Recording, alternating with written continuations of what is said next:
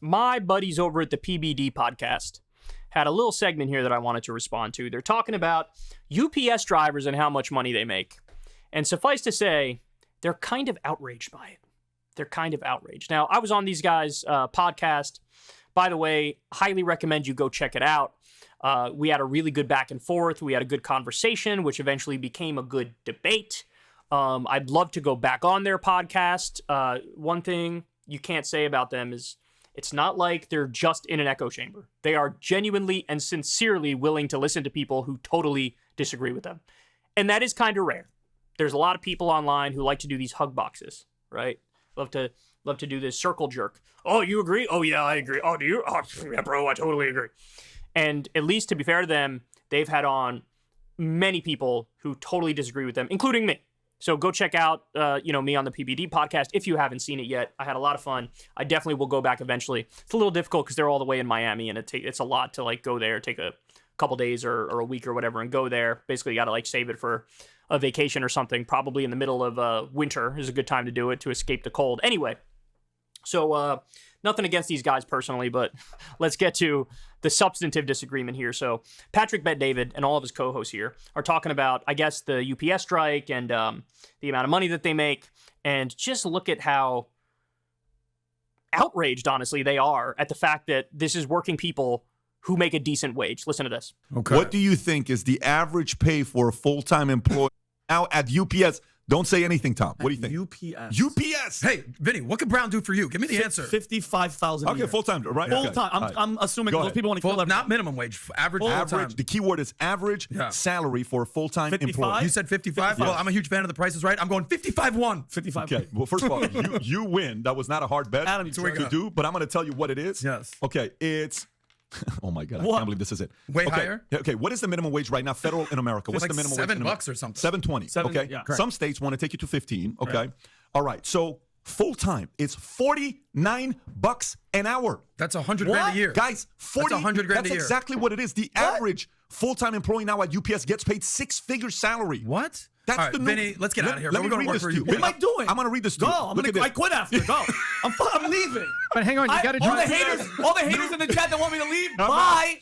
Bye. Listen, CNBC, UPS Teamsters reach labor deal to avoid strike. Okay, UPS and Teamster Union reach a preliminary deal, $30 billion, covering 340,000 employees to avoid a strike. Existing part-time employees received a raise to at least $21 an hour. Part-time. Vinny, part-time is getting paid $21 an hour, while full-time employees will average $49 an hour. Current workers get an additional $275 raise an hour per year and an additional $750 hour over 5-year contract, which means if you've been over 5 years, the contract over 5 years, you're getting paid $57 an hour is what you're getting paid. The deal includes ending mandatory overtime for drivers' days off and needs worker ratification. In contrast, FedEx pilots rejected a tentative labor deal with 57% voting against it. Pat, I'm sorry that I'm on my phone because I'm just getting texts from Deli and everybody in production. They all just walked out and they're all going to UPS. Everybody just quit. Yeah.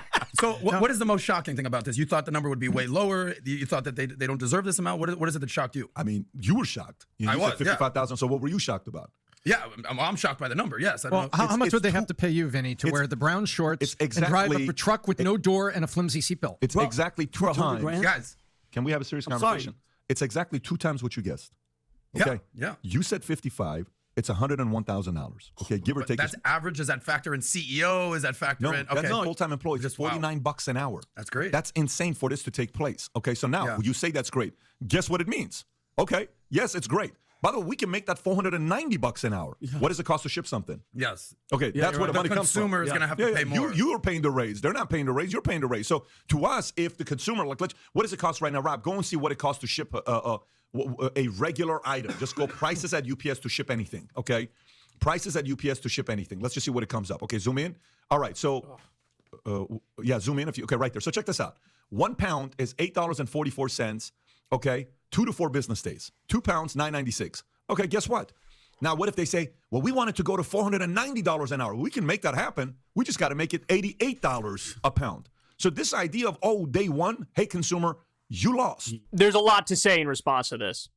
First of all, it's massively overstated how much, this will negatively affect the consumer, right? Because the argument, the the thing he's arguing for is effectively the race to the bottom idea. Hey, pay the workers as little as possible so that the goods cost as little as possible. And that's like the Walmartification of the economy, right? That's how you get all these U.S. jobs being outsourced to Mexico and China and all these other countries where you pay workers there, usually like child workers, pennies on the dollar. They have no labor protections, no wage laws, etc. So if you want like, the cheapest consumer goods, well, then you're effectively saying, let's have a race to the bottom. Let's not care about the worker. Now, that's effectively neoliberalism 101. There are many people who support that. It sounds like he supports that. Point number 2 is it's colossally overstated. Oh, it'll hurt the consumer so much if you pay workers a decent wage. That's not true. I remember going back years ago, like over a decade ago, somebody did an analysis. I think it was for McDonald's workers. And, if you paid them a living wage, if you paid them, a lot of them make minimum wage now, $7.25 or maybe like $10 an hour or whatever. The analysis was like, what if we paid them $15 an hour? What if we paid them like $20 an hour? And what they found is the cost of a Big Mac would go up like 3 cents or something like that. So the idea, oh my God, if you pay people a decent wage so they can live a decent life, it's going to really impact the consumer in a negative way. That's just not true. That's not true at all, okay? Now, to the point of like, the implication here is, oh my God, it's absurd that they're making that much money. Notice nobody said how much the CEO makes there. Why not? The CEO makes $19 million a year. That didn't come up in the conversation. Why not? Why wasn't there any like, oh, they can get away with just making $700,000 a year. Why are they making $19 million a year? So we love to police what average workers and regular people make and get outraged by it, but you don't have anything to say about the people who are at the very top. When workers feel like we're not getting a fair piece of the pie, you can collectively bargain to try to raise the wage floor.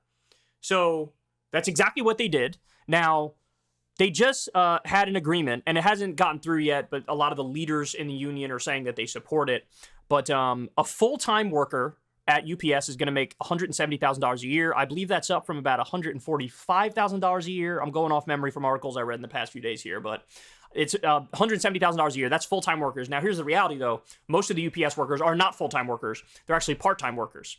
And you had, I think, entry was like $18 an hour, and they were able to negotiate to up that to $21 an hour. But what you're seeing is there's some backlash among the part-time workers because they feel like, we didn't get enough in this negotiation in order to satiate us, to satisfy us, because the full-time workers are maybe getting the better deal here and the part-time workers are not getting as good of a deal. But look, either way, what does this show you guys? I look at this and I go, God bless, this is based. Basically, we could have an economy where people's work is valued. All you need are unions. All you need are the workers to collectively bargain to get a fair amount of money. Understand something, and this also wasn't brought up. This is actually really difficult work. It's time-consuming. It's hard. Let's be honest, very few people have a dream of driving a truck, so you're asking them to sacrifice most of their waking hours to driving a truck and delivering your packages. Yeah, you bet your ass I think they should be compensated justly. You bet your ass I think these people deserve. By the way, also a lot of vacation time I think they should get. I think they should get full health benefits. I think they should work 4 days a week and still make 6 figures. This is hard work. This is not easy. They're busting their ass. And frankly, they're making a decent amount of money. And you know what? When you look at this story, my takeaway from it is this. If these UPS drivers, because they have a union, can negotiate a deal like this, right? And can make this much money, why couldn't we have this exact same thing in the fast food industry where workers band together? It's called sectoral bargaining, right? Basically, everybody in a certain industry is in the same union and they negotiate. And if you had a system like this, we wouldn't have absurd statistics like we do now, where it's like there's millions and millions of people who are working a full-time job and not making enough money to survive. We wouldn't have a situation where we do right now, where you can't afford a one-bedroom apartment in any place in the United States of America on a minimum wage job. These aren't lazy people. These aren't parasites. These aren't moochers. These are people who are working full-time and not making enough money to survive. Well, in my opinion, that economic system has not justified its own existence. If that's the state of affairs, if workers are just treated like property, all the surplus value is taken by the owners and the executives at the top, and everybody who's doing the actual work can't even afford to put a roof over their head and pay their damn bills. So when I look at this UPS story, I think, oh my God, sweet Jesus, we need sectoral bargaining. We need the right to a union so that anybody working any job, which is a difficult job, which is a hard job, which is time-consuming, which is maybe not exactly how you'd like to spend your time, those people definitely deserve to be compensated well and definitely deserve a lot of time off. This is what respecting workers looks like. And now, by the way, like they were joking about there, oh, I'm going to go run to UPS and sign up. Yeah, a lot of people want to go sign up and work at UPS. A lot of people want to go do that. And that's a good thing.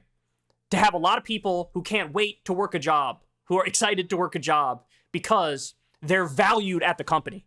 That's how you make people happy. That's how you make a healthy society. That's how you stop this race to the bottom where people are barely getting by if they're getting by at all. And all the jobs are being outsourced to Malaysia and China and Mexico. And workers here are in dilapidated factory towns, not even able to survive and addicted to opioids. Okay? So maybe next time I go on this show, we'll talk about this. But I think this is based. I think this is great. I think having a union and getting these concessions, and by the way, just so you know, the company absolutely can afford it. That's why they agreed to it. Okay? It's just giving the workers a fair wage.